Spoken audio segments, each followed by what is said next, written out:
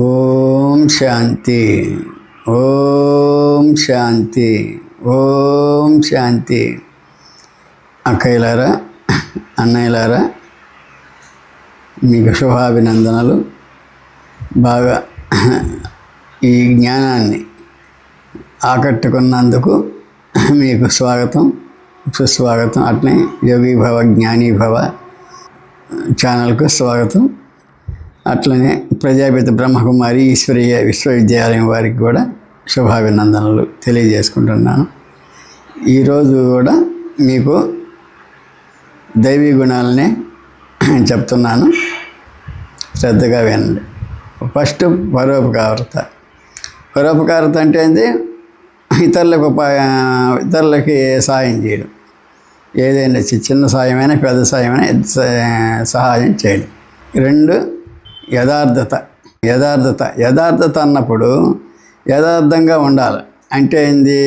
చెప్పేది చేసేది ఒకటిగా ఉండాలి. కాబట్టి యథార్థం చెప్పాలి. దాంట్లో దాపరికం అనేది ఉండకూడదు. అంటే చూసింది చేసింది తూచాక చెప్పాలి, అంతే. నిశ్చలత అంటే ఏంది? స్థిరంగా ఉండడం. ఇప్పుడు ఉన్నా లేకపోయినా నిశ్చలతగా ఉంటారు కొందరు. ఇప్పుడు లేకపోతే కుంగిపోవడం, ఉంటే పైకి డంబాలు కొట్టుకోవడం అని చెప్పేసి అవన్నీ ఉండకూడదు. నిశ్చలత అన్నప్పుడు ఏంది? ఉన్నా లేకున్నా ఒక స్థిరమైన ఏకర స్థితిలో ఉండాలి. విశాలత. అందరూ విశాల భావాలు అలవర్చుకోవాలి, సంకుచిత భావాలు ఉండకూడదు. విశాలతగా అనేది ఉండాలి. ఇప్పుడు ఇల్లు కూడా మనం విశాలంగా జాగ్రత్తగా పెట్టుకోవాలి, పరిశుభ్రంగా ఉండాలి. అది విశాలత కింద కూడా వస్తుంది. కాబట్టి విశాలత అనేది ఏంది? మనసుని విశాలత, సంకుచిత భావాలు అనేది ఉండకూడదు. కల్లా కపటం అనేది ఉండకూడదు. కంఠస్థత అంటే ఏంది? ఏ విషయమైనా స్పష్టంగా చెప్పడం, ఆలోచించి చెప్పడం. 1-4 సార్లు ఆలోచించి చెప్పడం, 1-4 సార్లు మననం చేసుకోవడం. దీన్ని కంఠస్థత అంటారు. నైతిక విలువలు అంటే సమాజంలో ఏ విధంగా జీవించాలి, ఏ విధంగా ఉండాలి, ఏ విధంగా ఉంటే మనిషి సుమార్గంలో నడుస్తాడు, అడ్డుదారులు తొక్కకుండా ఉంటాడు అనేది నైతికత. సజ్జనత అంటే సమాజం కూడా వస్తుంది. సజ్జనత అంటే జనులు ఏ విధంగా ప్రాంతంలో నివసిస్తున్నారు, ఏ విధంగా ప్రాంతంలో నెగటివ్గా ఉన్నారు అనేది సజ్జనత అంటే ఏంటి? సజ్జనత అంటే ఏంది? సత్యమైన వారుగా ఉండాలా, వాళ్ళలో మంచి అనేది ఎక్కువగా కనిపించాలా. సూక్ష్మత అంటే ఏంది? సూక్ష్మత అది కూడా ఏంది? మనం అన్నం ఎట్లా తింటున్నాం, ఏ విధంగా తింటున్నాం. కొందరు ఆవుగా తినేస్తారు, అట్లా తినకూడదు. సూక్ష్మతగా సింపుల్. దేవతలు ఎలా తీస్తారు? మునివేళ్ళతో బాగా కలుపుకొని తింటారు. దీన్ని సూక్ష్మత అనేది కింద వస్తుంది. ఈ మునివేళ్ళు అనేది కొందరు చెయ్యంతా మెతుకులు అన్నీ ఉంటాయి, అట్లా తినకూడదు. చాలా సింపుల్గా తినాలి. ఆ తినే దాంట్లో కూడా పద్ధతి ఉంది.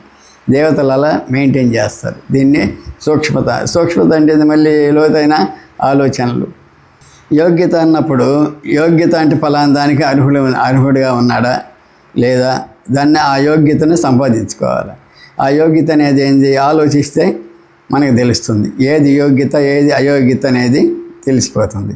ఇతను ఈ వంశాంతికి సక్రంగా వస్తున్నాడు, ఇతను రావడం లేదు, కాబట్టి ఈయన యోగ్యత ఇలా ఉంది అని చెప్పేసి అనుకోవడం. యోగ్యత బాగుంటే నెంబర్ 1 అవుతారు.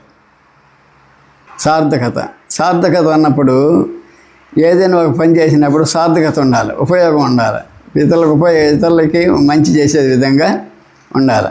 కాబట్టి ఈ శివయ్య శ్రీమతంలో చాలా ఉన్నాయి.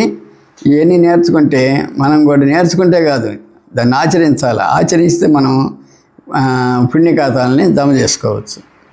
శివునికి చేసిన సేవ, శివయ్యకి చేసిన పూజ, శివనామం నోటితో లేకపోతే మనసుతో ఉచ్చరించడం, శివయ్య చెప్పిన మాటలు వినడం, శివయ్య శ్రీమతాన్ని అనుసరించడం, శివయ్యకి చేసిన ధనసేవ మీ వంశాన్ని కాపాడుతుంది. నీకొక్కడికే కాదు, నీ వంశానికి మొత్తం కాపాడుతుంది. ఓం శాంతి. సర్వేజన సుఖినో భవంతు.